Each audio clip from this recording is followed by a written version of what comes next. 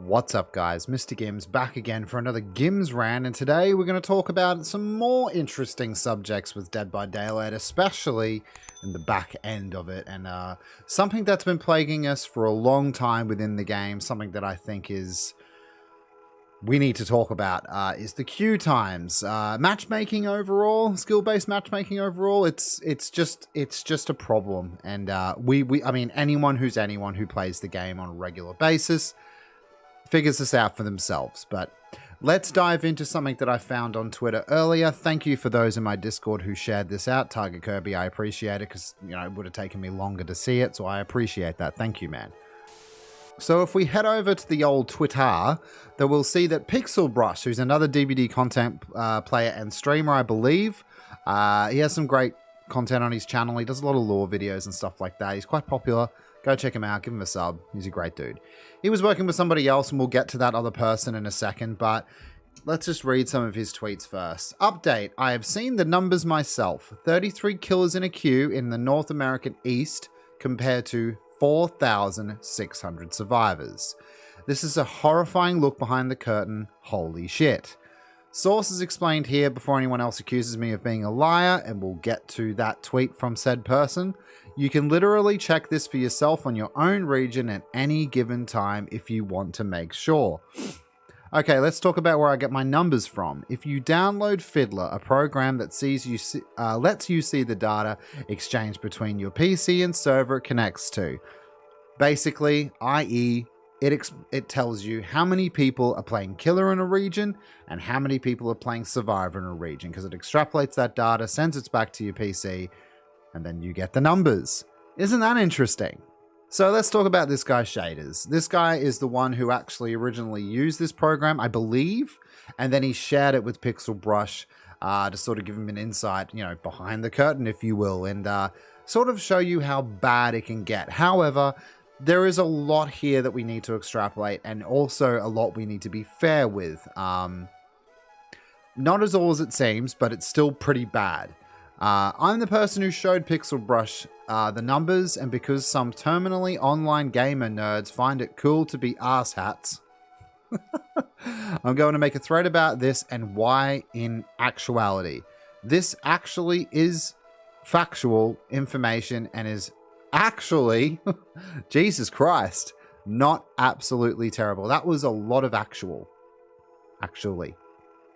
To start, this data comes from sniffing the HTTPS traffic from Behavior's backend matchmaking servers. When you queue for a match of Dead by Daylight, your game client sends into info to the server. Said info might be such things as the character you're playing and your platform. Makes sense? Your rank grade, your latency to every server, and whether or not crossplay is enabled. In response, the server sends back a bit of data to let the client know you're queued for a match. This data looks something like this. So he's broken it down absolutely brilliantly here. Status, queued. And then you've got sort of your ETA, which is in milliseconds, which is pretty standard. Position, 1778. Stable, true. Yeah, his ping's all good. It's good to go. Size A, 20. Size B, 1779. Nice.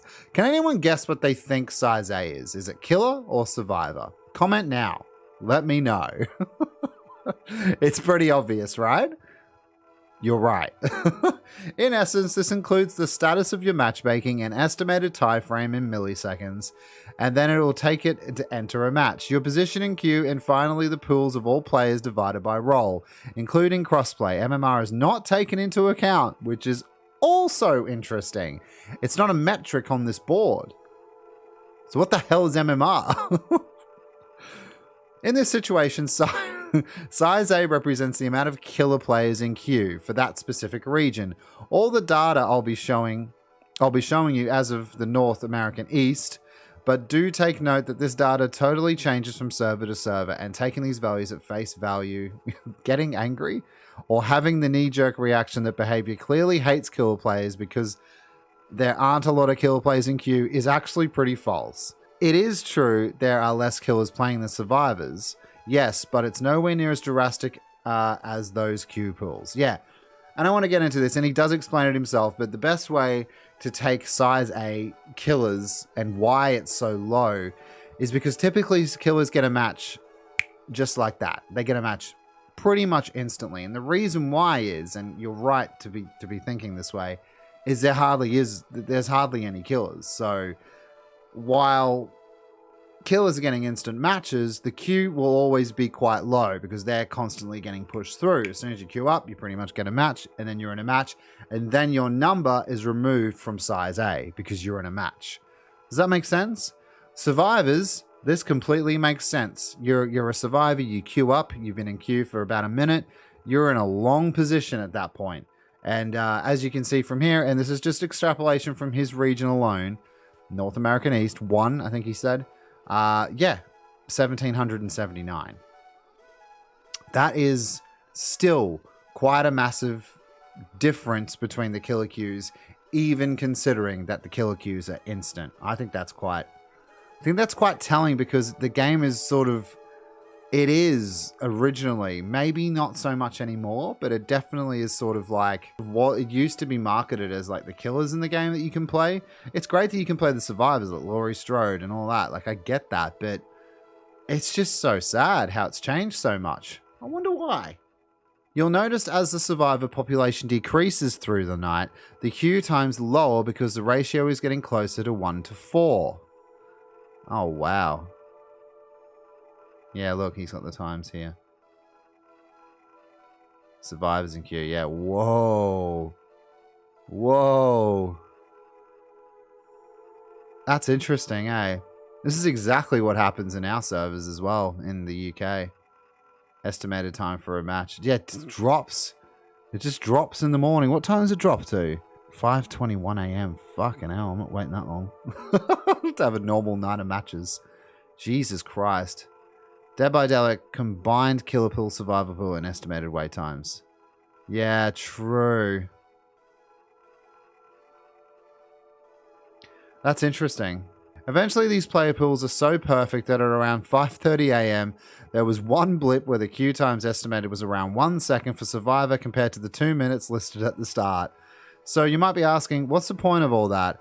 Well, it's worth noting a low amount of players in the queue pool is actually not terrible, dare I say good.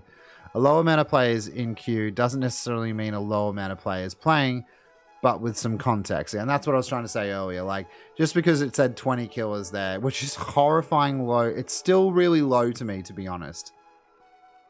Dangerously low. For a game that it claims that, yeah, it has 2 million players playing at one time, active all the time. I don't know, about 20 killers in one region. North America as well. Jesus Christ. So realistically, the thing you should be worried about is not that there are a low amount of killers. That means they're finding a lot of games. But instead, the incredibly large amount of survivors just waiting for a game. Yeah, and I've always, lately that has been my main complaint. Killer matches, no problem at all. I get a match straight away. This queue problem is not as bad as one might think at first glance. You just have to analyze the data a bit and you'll likely recognize that. While still a problem, it's not signaling the death of the game or that behavior has some vendetta against one particular role that plays. Whoever's telling you that, shaders, is just a kid anyway. It's just an idiot. No one with a right mind thinks that behavior is trying to deliberately piss a killer off. That's just bad business for them, and they want you to keep playing. So I don't think so. I do question their loyalties to sides sometimes, though, because it does seem so bloody obvious that they're just buffing survivors and nerfing killers. But that's not them saying, ooh, we hate killers. Like, do you know what I mean? That's ridiculous. So that's pretty much it, though, guys.